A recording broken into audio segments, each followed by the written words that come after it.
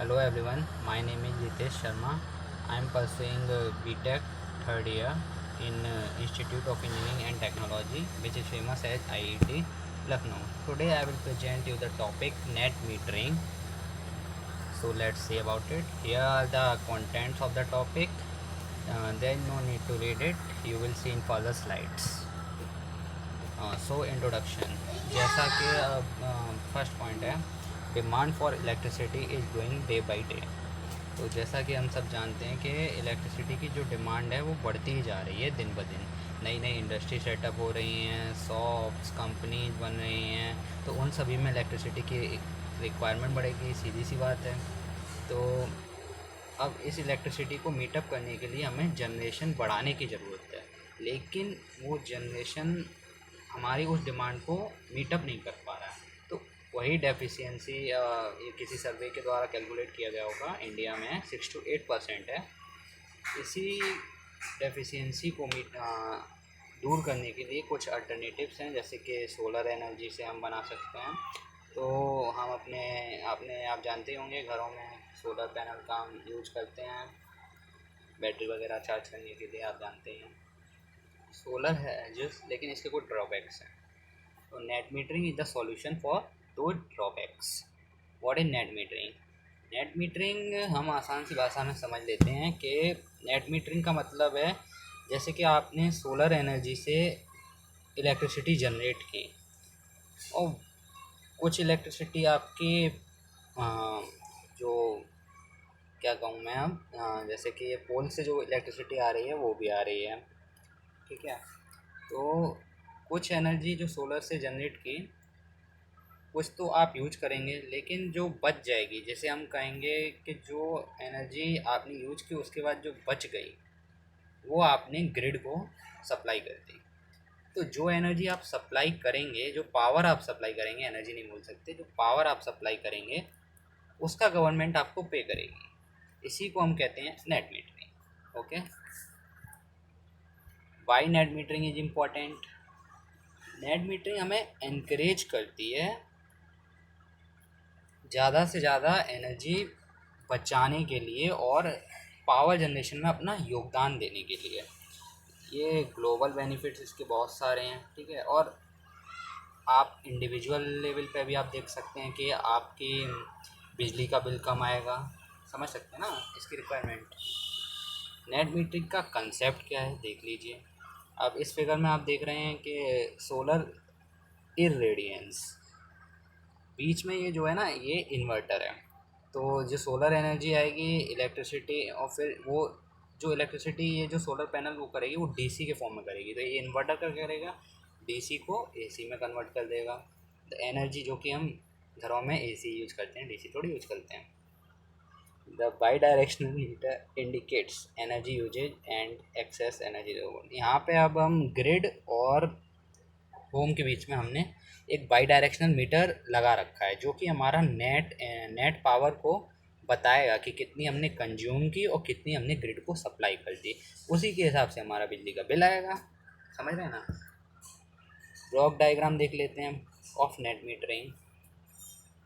Block diagram भी जैसा कि सिंपल वही डायग्राम है जो आपने अभी पिछला वाला देखा, बस उसी को ब्लॉक की फॉर्म में दिखा दिया गया है। यहाँ पे आप देख सकते हैं पीवी अरे। अब पीवी अरे कई टाइप की होती हैं, लेकिन अभी आप मान लीजिए छोटे लेवल पे कि पीवी अरे है। डीसी कनेक्ट, ये डीसी एसी इन्वर्टर आपने देखा था, डीसी को एसी में कन्वर्ट करता है। प्रोडक्शन मीटर समझ सकते हैं आप। बिल्डिंग ब्रेकर बॉक्स, इसको मान लीजिए कि ये घर में ही है आपके और एनर्जी को फ्लो कर रहा है, फ्लो करने में मदद कर रहा है। Standard utility billing meter, utility grid. Okay, आप कुछ इक्विपमेंट्स हैं, अब आपको ज़रूरत तो पड़ेगी। अब क्या क्या इक्विपमेंट्स, ऐसा तो है नहीं केवल सोलर पैनल लगा दी और बिजली आ गई। तो कुछ इक्विपमेंट्स हैं वो देख लीजिए एक बार आप, ये अभी नाम देख लीजिए, इनके बारे में हम आगे डिटेल में पढ़ेंगे। ओके, तो सोलर पीवी पैनल जो कि आप छतों पर लगाओगे, इन्वर्टर जो कि डीसी को एसी में कन्वर्ट करेगा, आइसोलेटर इसका भी बहुत बड़ा यूज है। प्रोटेक्टिव डिवाइसेस, सीधी सी बात है, आपको अब घर में बिजली बना रहे हो तो प्रोटेक्शन तो चाहिए भाई। तो cables and hardware, change over switches, energy meter, इतने सारे बहुत सारे ये इक्विपमेंट हैं, हम आगे डिटेल में पढ़ेंगे। तो ये देख लीजिए सोलर पैनल। अब ये जो चार्ट दे रखा है ये बेसिकली क्या बताता है, चार्ट को हम बाद में देखेंगे, पहले आप ये नीचे वाली लाइन देखिए। For example to generate 2000 watt from a 12% efficient system you need 200 square feet of roof area. तो आप ये आपको दिख रहा होगा ये 2000 वाला कॉलम देखिए, ये कह रहा है कि 2000 वॉट का हमें जनरेट करने के लिए 12% की एफिशिएंसी के साथ आपको ये 200 square feet of roof area, मतलब इतना इतना एरिया आपकी छत का होना चाहिए अगर आपको 2000 वॉट एनर्जी जनरेट करनी है। अब 2000 पे तो मत जाइए, अब यही देख लीजिए 1 किलो 2 किलो वाट हो गया। हम मान लीजिए आपको 12% एफिशिएंसी नहीं चाहिए, 16% चाहिए एफिशिएंसी, तो आपको 160 square feet of roof area चाहिए होगा, यही देख लें।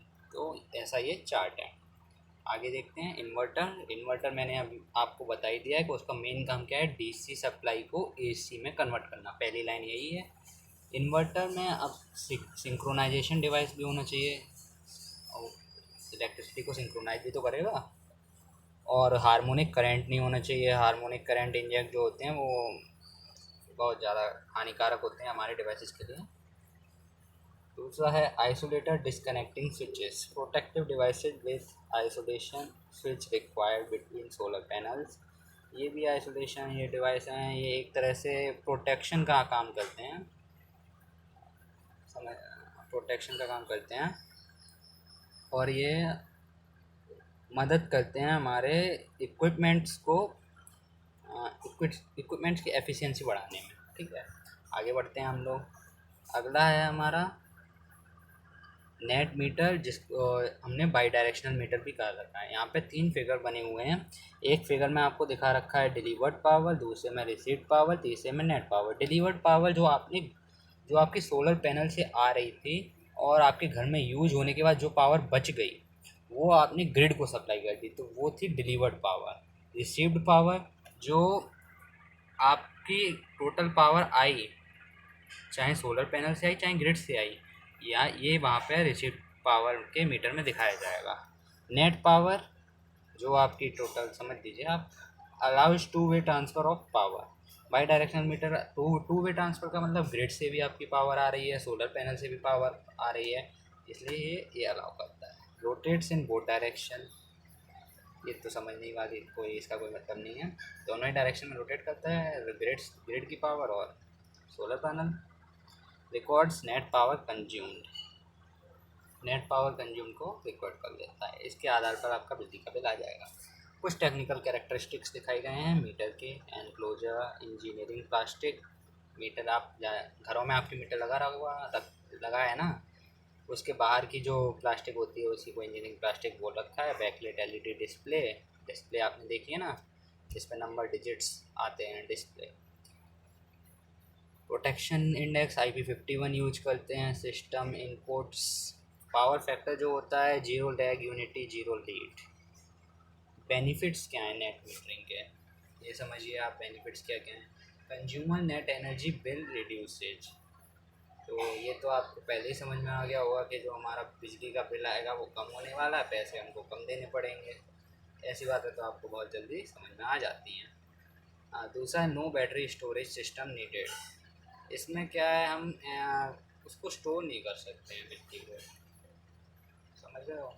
हालांकि टेस्ला ऐसा काम कर रहा है जिससे हम जो सोलर पैनल से जो हम बिजली बनाएंगे उसको स्टोर भी कर पाएंगे, लेकिन अभी तक ऐसा कुछ हुआ नहीं है, वो अभी रिसर्च में चल रहा है। ठीक है, जो अभी आप सोलर से इलेक्ट्रिसिटी बनाओगे उसको आप यूज कर सकते हो लेकिन स्टोर नहीं कर सकते।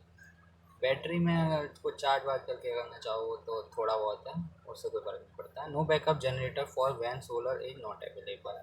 Reduction in electricity consumption from the grid, grid से जो इलेक्ट्रिसिटी आएगी वो कंजम्पशन कम होगा, इससे हमारा एफिशिएंसी भी सही हो जाएगी। ग्रिड पर प्रेशर कम होगा, एनवायरमेंटल पोल्यूशन को हम रिड्यूस कर पाएंगे। ठीक है, awareness on power consumption will be इनके, यहाँ पे पॉल्यूशन वाला टर्म किस लिए है, क्योंकि जो हमारी ज़्यादातर एनर्जी है वो थर्मल एनर्जी से जनरेट होती है। ठीक है, तो उससे पॉल्यूशन भी होता है, इसीलिए हम यहाँ पे पॉल्यूशन का मेंशन किया गया है। लिमिटेशन क्या है, आपको लिमिटेशन यही है कि एडिशनल इक्विपमेंट लगाना पड़ेगा अपनी सेफ्टी वगैरह के लिए। आपको कई सारे इक्विपमेंट प्रोटेक्टिव डिवाइसेस लगाने रहते हैं। एडिशनल प्रिकॉशंस लेनी पड़ेंगी, ऑपरेशन और मेंटेनेंस भी रखना पड़ेगा। Cost of net metering equipment is to be bear by the consumer themself. अब यहाँ पे आपको सरकार कोई मदद नहीं करेगी। आप जो पूरा प्लांट लगाओगे, पूरा जो रूफटॉप पे सोलर पैनल लगाओगे, उसका खर्चा आपको खुद ही उठाना है। Net metering in India. Net metering India में कब शुरू हुआ देख लो भाई। स्टार्टेड इन 2009 में।